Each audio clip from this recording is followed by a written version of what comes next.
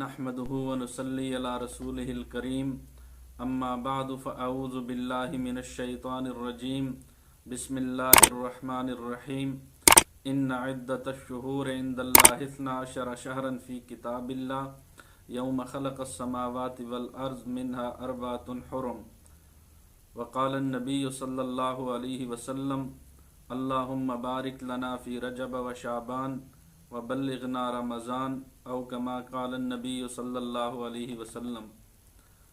آج کی اس نشست میں ماہ رجب المرجب کی فضیلت، اس کی اہمیت اور اس ماہ کے متعلق عوام الناس میں پائی جانے والی غلط فہمیوں کا ذکر نہایت مختصر کیا جائے گا۔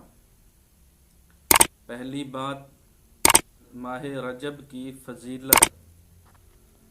اللہ کریم نے قرآن مقدس میں فرمایا ان عدت الشہور عند اللہ 12 شہرا فی کتاب اللہ، کہ جب سے اللہ کریم نے اس زمین کو بسایا، لیل و نہار کا سلسلہ جاری فرمایا، اس وقت سے اللہ کریم نے اس سال میں 12 مہینے بنائے۔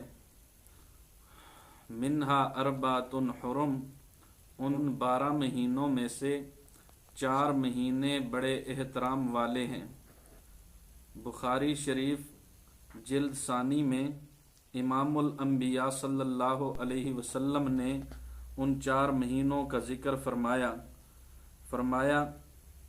ثلاث متوالیات ذو القعدۃ وذو الحجۃ والمحرم ورجب مضر الذی بین جمادی و شعبان۔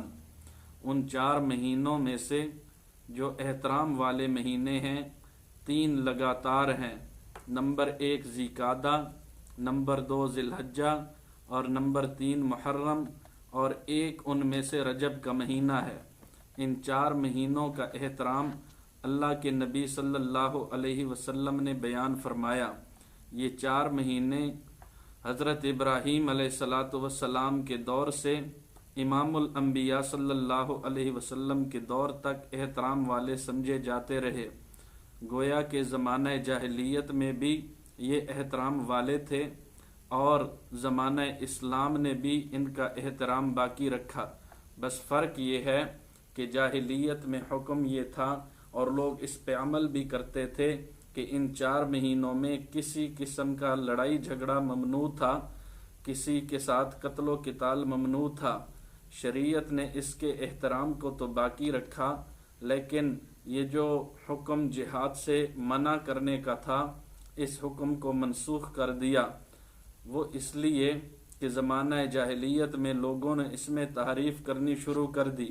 وہ تحریف اس طرح، ان 4 مہینوں میں سے کوئی مہینہ آتا اور ان کا لڑائی جھگڑا شروع ہو چکا تھا یا وہ شروع کرنا چاہتے تھے تو وہ کہتے کہ اس دفعہ ماہ محرم یا ماہ ذی قعدہ یا ماہ ذی الحجہ یا ماہ رجب اس ترتیب سے نہیں آئے گا جس طرح پہلے ترتیب سے آ رہا ہے، بلکہ اس دفعہ سفر پہلے آ جائے گا، محرم بعد میں آئے گا۔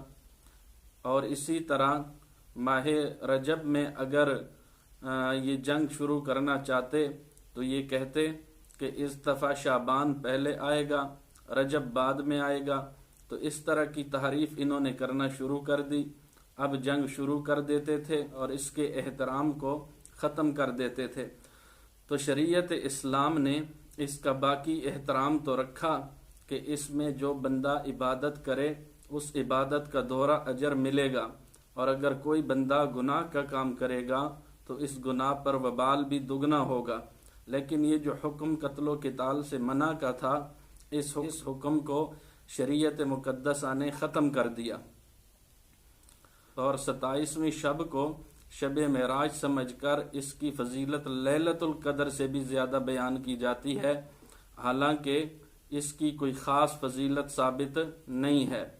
اسی طرح 27 رجب کا روزہ رکھ کر اس روزے کو بہت زیادہ باعث فضیلت سمجھا جاتا ہے، اور اسی طرح اس مہینے کی 22 تاریخ کو بعض لوگ کونڈوں کی رسم ادا کرتے ہیں اور صبح سویرے کوئی شرینی وغیرہ تقسیم کرتے ہیں اور اس کے لیے بھی بہت زیادہ فضائل وغیرہ بیان کرتے ہیں، تو یہ ساری کی ساری چیزیں ایسی ہیں کہ جن کا کسی قسم کا ثبوت قرآن و سنت سے نہیں ہے۔